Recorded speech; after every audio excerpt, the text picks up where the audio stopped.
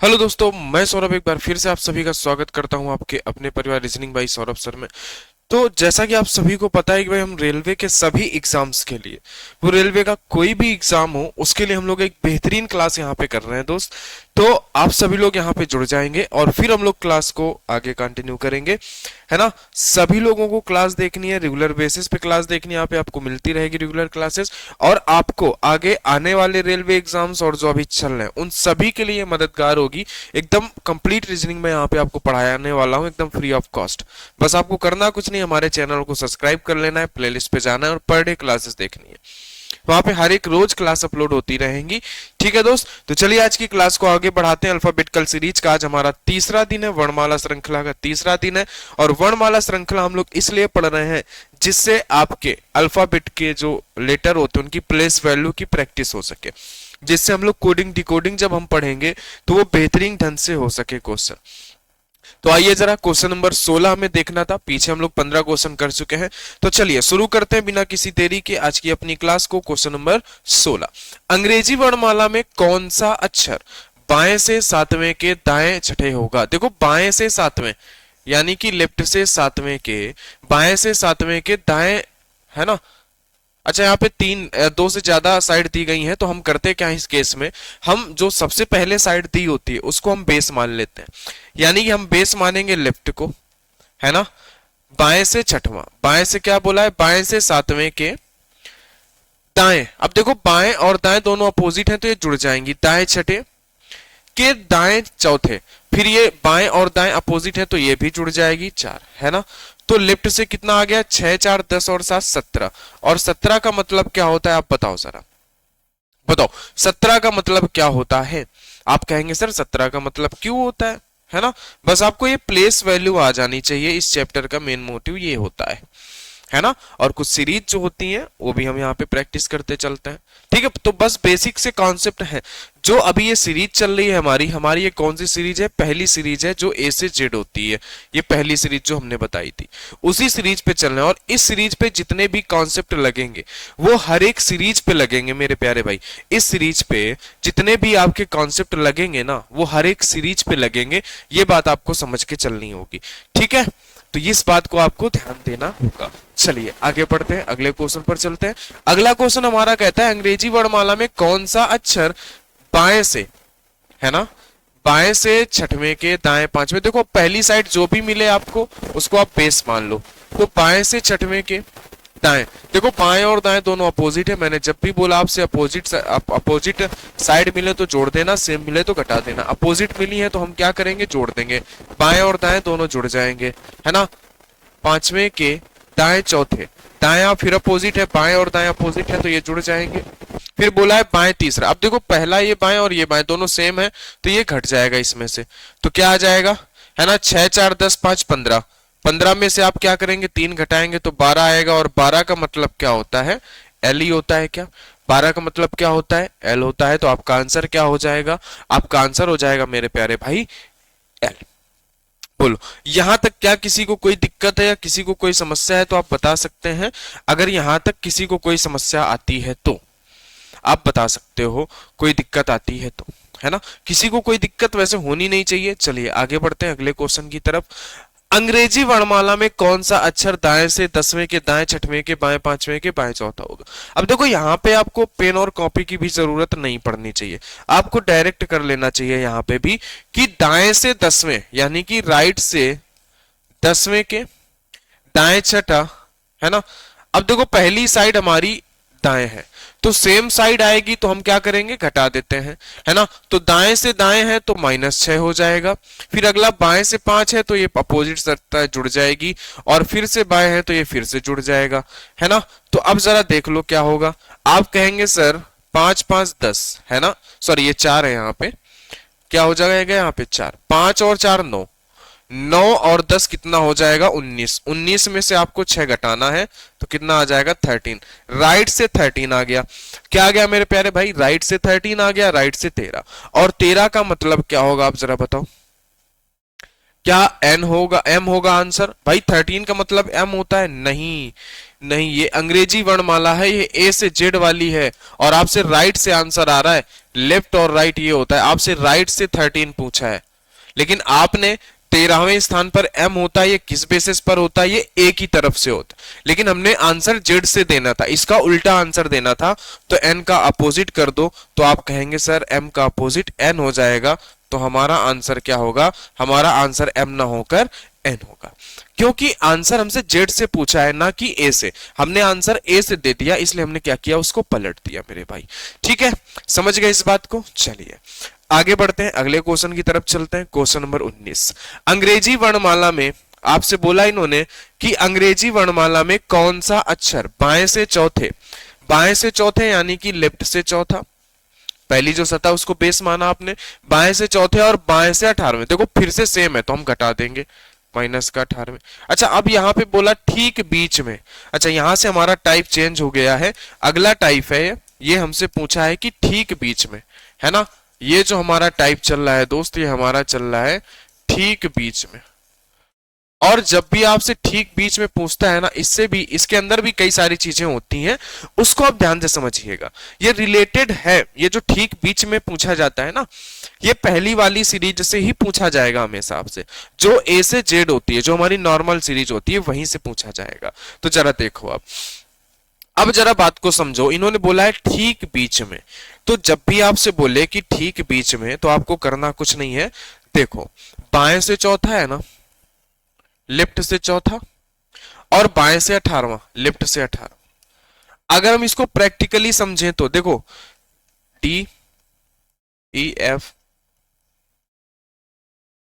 के L M N O P Q R S T, देखो ये है लेफ्ट से हमारा चौथा, है ना, और लेफ्ट से 18वां क्या होता है, आप कहेंगे सर लेफ्ट से 18वां आर होता है ना, तो आप इसको आप पहला मेथड ये है कि आप बेसिक तरीके से भी इसको कर सकते हैं।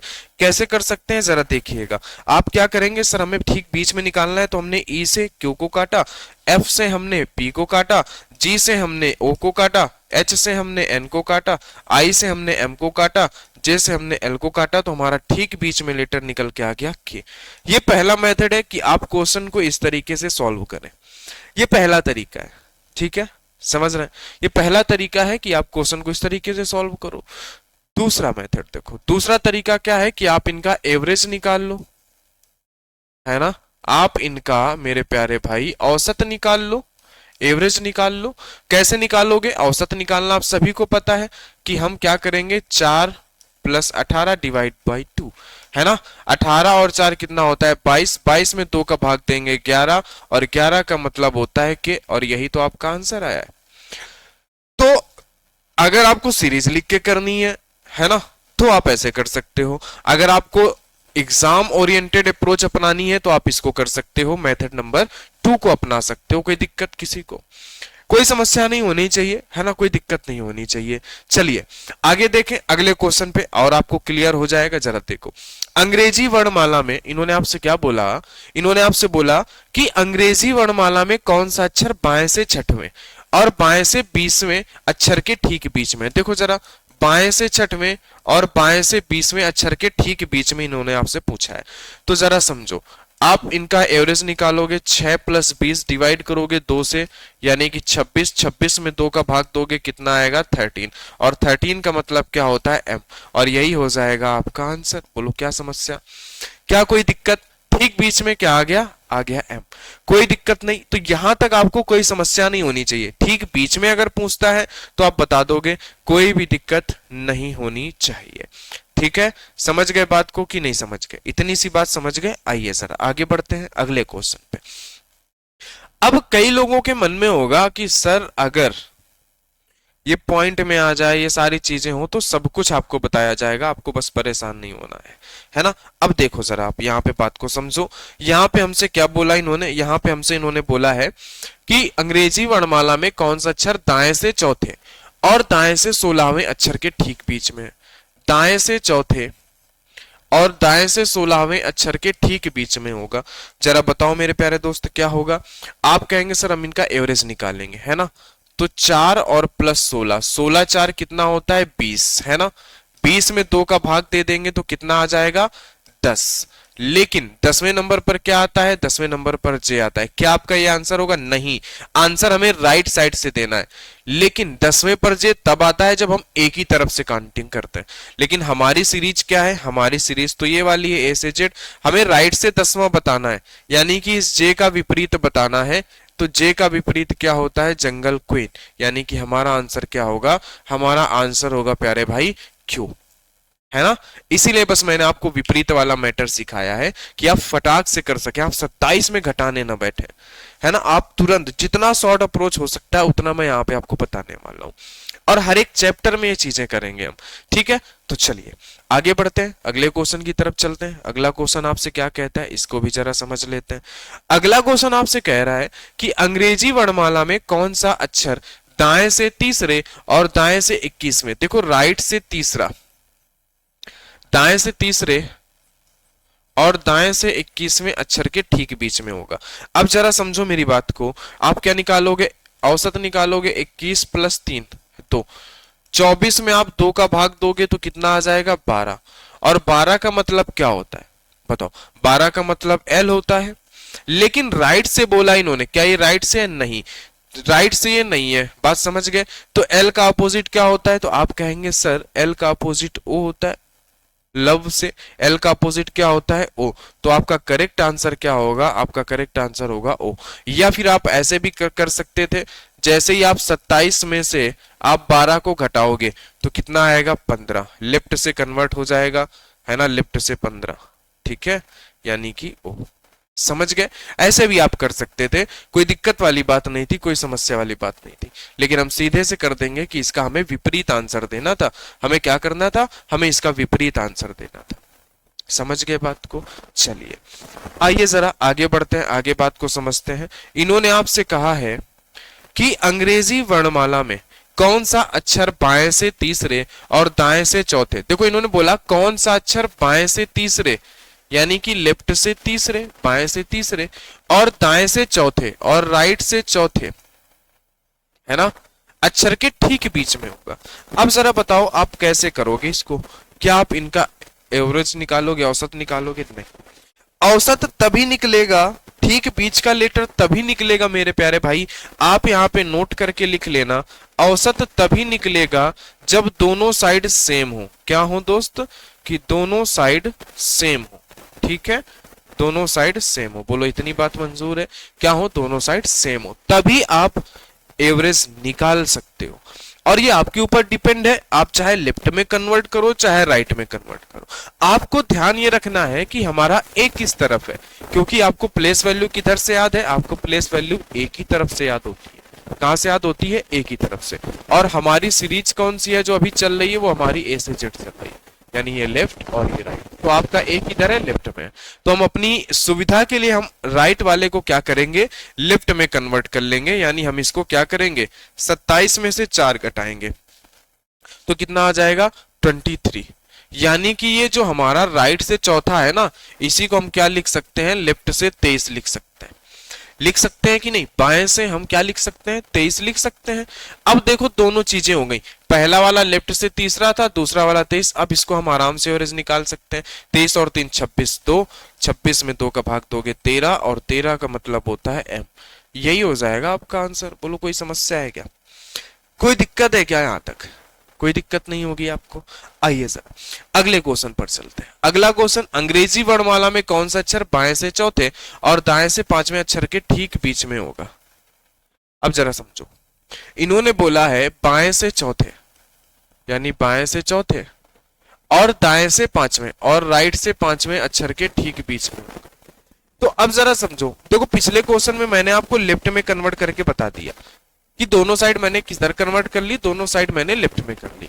इस वाले क्वेश्चन में मैं आपको राइट में कर देता हूं ताकि आपका जो डाउट है वो क्लियर रहे, है ना। तो देखो जरा मैं अब क्या करता हूं, इसको मैं राइट में कन्वर्ट कर देता हूं, जो पहली साइड है इसको मैं करूंगा क्या?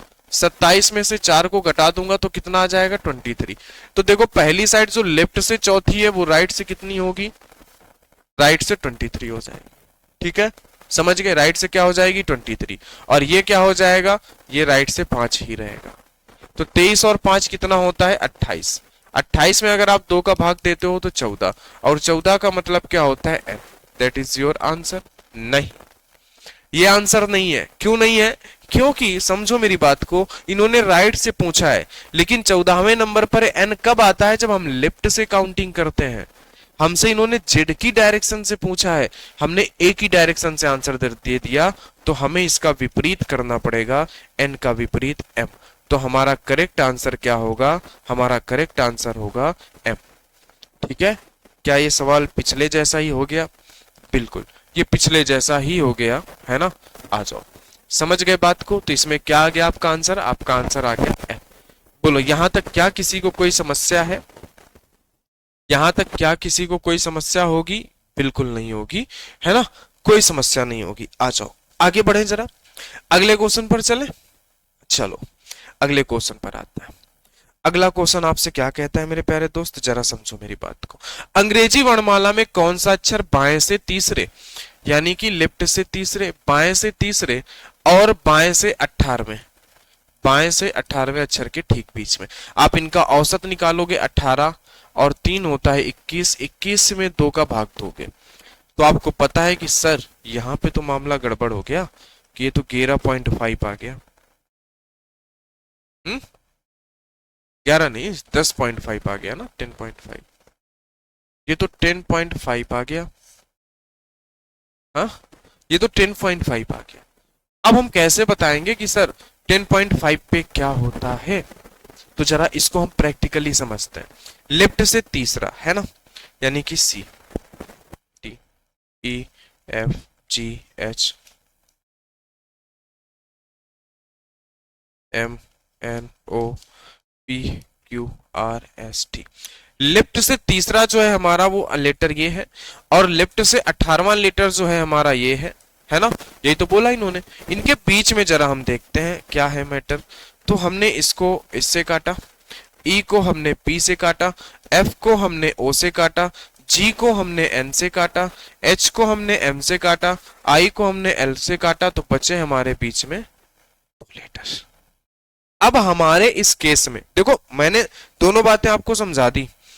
ठीक बीच में 3 केस बनते हैं। सबसे पहला केस ये बनता है कि जब दोनों साइड क्वेश्चन में सेम दी गई हो, कोई दिक्कत नहीं है, और औसत निकाल लोगे, है ना, औसत निकाल लोगे। दूसरा केस ये बनता है जब दोनों साइड अपोजिट हो, तो उनको आप सेम करके औसत निकाल लोगे। तीसरा केस आपके सामने है कि जब वैल्यू हमारी 0.5 आ जाए, और ये लेफ्ट से ही आई है, लेफ्ट से दोनों साइड है, तो लेफ्ट से 10.5। तो आपको पता है कि जब भी मेरे प्यारे दोस्त पॉइंट में आ जाए, तो जरा मेरी बात को समझना, आपको इस केस में क्या करना होता है कि आपको इस केस में बेस्ट ऑप्शन चूज करने होते हैं। क्या करने होते हैं? Best option. जैसे कि मैं आपको कुछ ऑप्शन अभी लिख के दे देता हूं, एक बात जरा समझो। मैं आपको यहां पे कुछ ऑप्शंस लिख के देता हूं, ठीक है, उन ऑप्शन को जरा देखिएगा। जैसे मैंने ए नंबर पे दे दिया जे, बी नंबर पे दे दिया के, सी नंबर पे दे दिया जे एंड के, और डी नंबर पे दे दिया मैंने नन ऑफ दिस। ठीक है, फिर मैंने यहाँ ए नंबर पे दे दिया आपको जे, बी नंबर पे के, सी नंबर पे मैंने कुछ भी दे दिया, और डी नंबर पे मैंने आपको दे दिया कि नन ऑफ दिस। ये ऑप्शंस ही हैं जो इस क्वेश्चन के बन सकते हैं ऑप्शन, वो ऑप्शन मैं आपको दे रहा हूं, है ना, समझिएगा। फिर जरा यहां पे देखो कि मैंने दे दिया जे, मैंने आई, सी नंबर पे एल, और डी नंबर पे फिर से मैंने दे दिया नन ऑफ दिस। समझिएगा जरा बात को मेरी। फिर मैंने यहां पे दे दिया ए नंबर पे के, या ए नंबर पे मैं दे देता हूं कि एल है, बी नंबर पे आई है, सी नंबर पर के है, और डी नंबर पे आपका है कि नन ऑफ दिस। ये ऑप्शन हो गए। अच्छा, और जरा समझो, ए नंबर पे मैंने एल कह दिया, है ना, बी नंबर पे मैंने जे कह दिया, सी नंबर पे मैंने एम कह दिया, और डी नंबर पे मैंने कह दिया कि डी नंबर पे मैंने कह दिया कि आर है, कुछ भी मैंने दे दिया।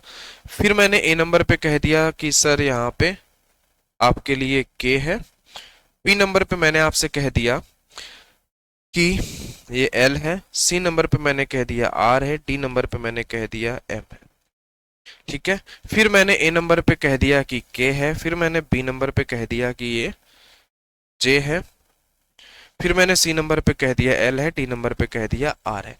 अब जरा समझो मेरी बात को, इस केस में आपके आंसर्स क्या होंगे, क्योंकि आपके सामने दो आंसर है जे और के, आपके सामने दो आंसर है। तो इस केस में आप क्या आंसर करोगे मेरे प्यारे भाई, आप बताओ जरा, आप इस केस में क्या आंसर करोगे मेरे प्यारे दोस्त, बताओ आप इस केस में क्या आंसर करोगे, बोलो।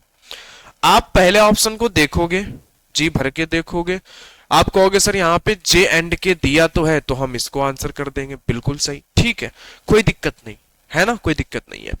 अब यहाँ पे आप कहोगे सर जे भी है के भी है, तो हम किसी के बारे में श्योर नहीं है कि जे ही होगा या फिर के ही होगा, हम श्योर नहीं है ना, तो इस केस पे हम आंसर करेंगे नन ऑफ दीज।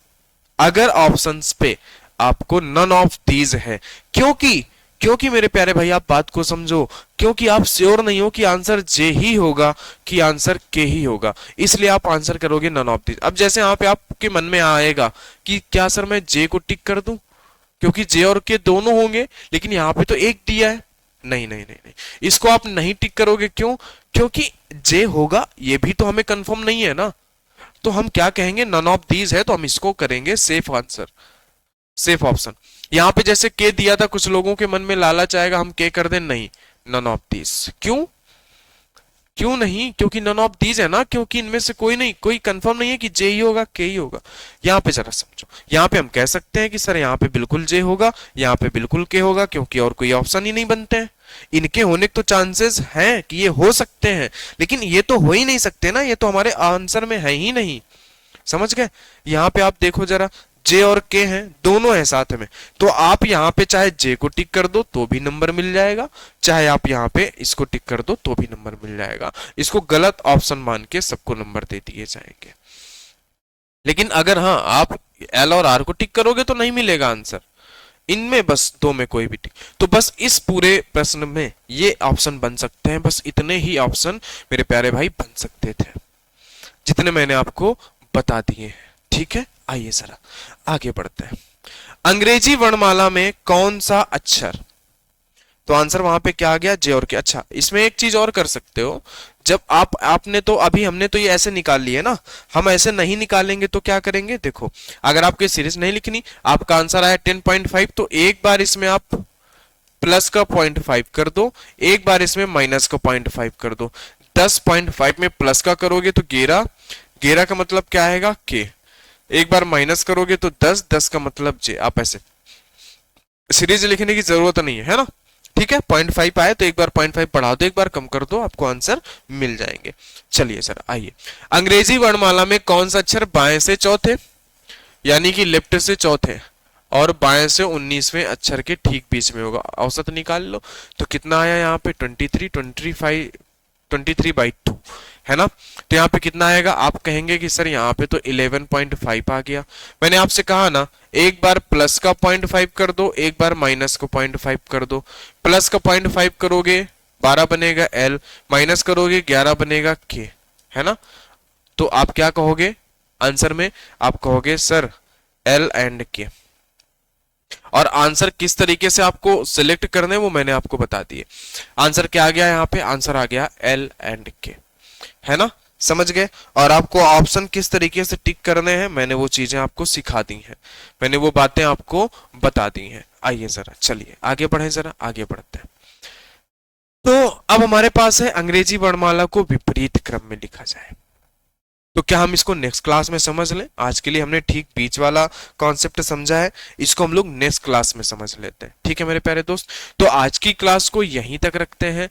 उम्मीद है, ऐसी हम आशा करते हैं कि आपको ये क्लास समझ में आई होगी, आपको ये कॉन्सेप्ट समझ में आए होंगे, तो आप क्लास को जरूर लाइक करेंगे और चैनल को सब्सक्राइब करेंगे मेरे प्यारे दोस्त। आप नोट्स बना लीजिएगा एकदम प्रॉपर तरीके से, क्योंकि यहाँ पे कंप्लीट रीजनिंग हम आपको पढ़ाने वाले हैं, ठीक है दोस्त। तो मिलते हैं नेक्स्ट क्लास में, तब तक के लिए आप सभी को बहुत बहुत धन्यवाद।